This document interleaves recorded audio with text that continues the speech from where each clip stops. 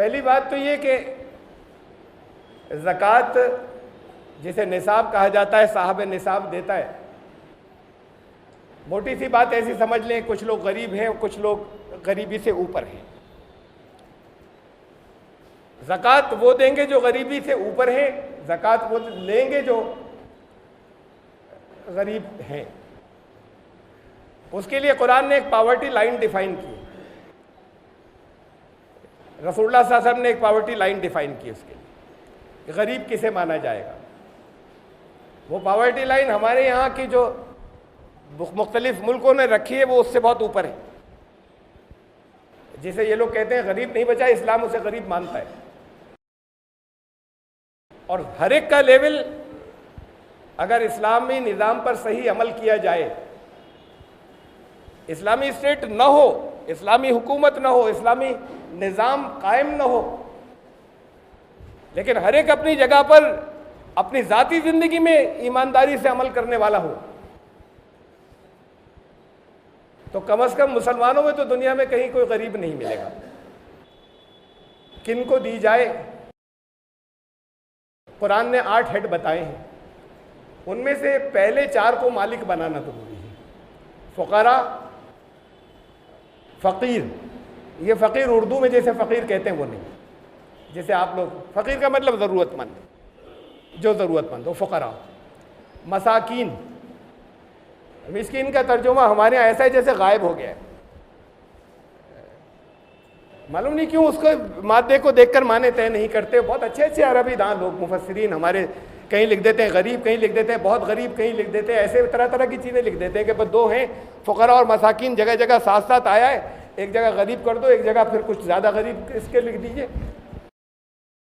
مسکین کا عربی زبان کے اندر مادہ ہے س کا نا, سین کاف نون اس سے بنائے. سکون مطلب سکنا, ٹھہراؤ, رک جانا. مسکین اس سے بنا ہے جس کی زندگی کے اندر اسٹیگنیشن آ گیا اور جمود آ گیا اور ٹھہر گئی,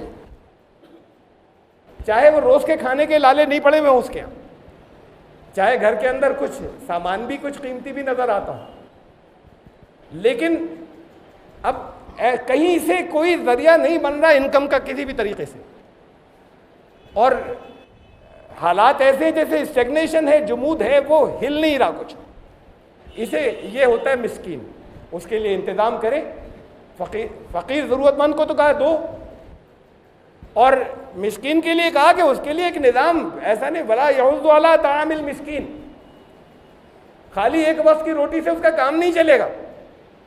اسے اکساؤ لوگوں کو کہ کوئی نظم بنے ان کے لیے, دوسرے لوگوں کے لیے بھی ترغیب دو کہ ان کے لیے کوئی سسٹم بنے, کوئی نظم بنے جو جس سے یہ تھوڑا سا یہ چل جائے, ان کی گاڑی چل جائے آگے.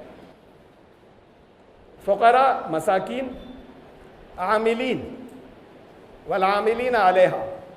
عاملین زکوٰۃ وہ لوگ ہیں جو زکوٰۃ کے سسٹم میں لگے ہوئے ہیں, زکوٰۃ وصول کر کے لانے میں اور زکوٰۃ تقسیم کرنے میں, یا اس سسٹم کے اندر کہیں بیٹھ کر کہیں رکھا گیا ہے کہ زیادہ بڑا نظام بن گیا ہے, کسی کو حساب کتاب لکھنے کے لیے بٹھایا ہوا ہے.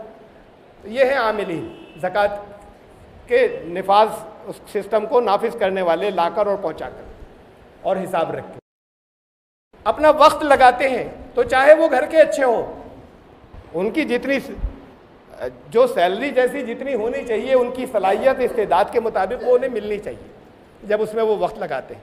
اور وقت لگانا ضروری ہے, اس کے بغیر نہیں ہو پائے گا. کچھ لوگوں کا وقت لگنا اس میں ضروری ہے. تو کہا عاملین زکوٰۃ میں سے پیسے لے سکتے ہیں.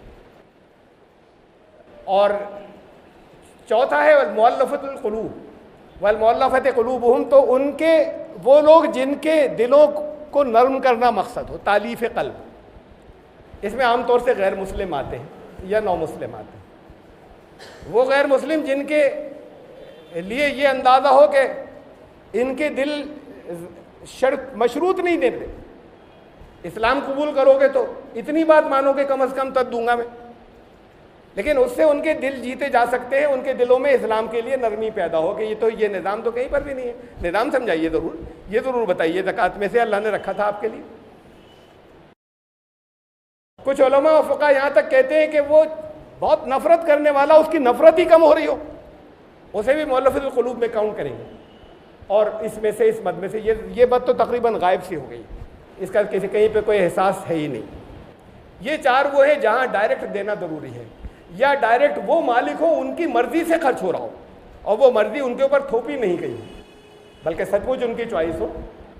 یہ چار تو وہ ہیں جہاں پر لام زیر لی کے ساتھ میں قرآن نے کہا ہے للفقراء والمساکین، اور اس لام زیر لی کے ساتھ میں آ گیا ہے۔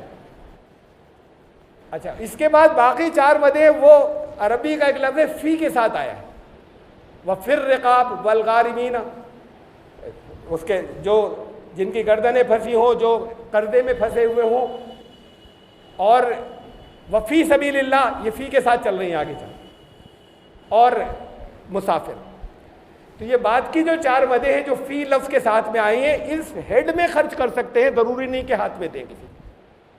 مثلاً کہیں مسافروں کی اگر پرابلم ہے، ان کے لیے اگر کچھ بنوایا ہے تو وہ زکوٰۃ کے پیسے سے ہو سکتا ہے، وہاں کوئی ملازم رکھا ہے تو زکوٰۃ کے پیسے سے ہو سکتا ہے، اس ہیڈ میں خرچ ہو رہے ہیں جہاں پر اس کی مدد ہو جائے گی اگر وہاں ضرورت ہے تب۔ تو یہ ہے چار وہ جس میں فی سبیل اللہ، اس کے اندر ہاتھ میں دینا ضروری نہیں ہے بلکہ اس مد میں خرچ کیے جا سکتے ہیں اس ہیڈ کے اندر، جس سے چاہے وہ انڈائریکٹ فائدہ پہنچ رہا ہو کسی بھی شکل میں۔ تو یہ پہلے چار ان کو ڈائریکٹ مالک بنانا ضروری ہے جس کے اندر کوئی دھوکہ نہیں ہو، جس کے اندر کوئی زبردستی نہیں ہو، جہاں ان کی اپنی سچ مچ چوائس ہو۔ اور بعد کے جو چار ہیں ان کے اندر اس ہیڈ کے اندر خرچ کر سکتے ہیں، اس میں یہ ضروری نہیں ہے کہ ہاتھ میں دیے جائیں کسی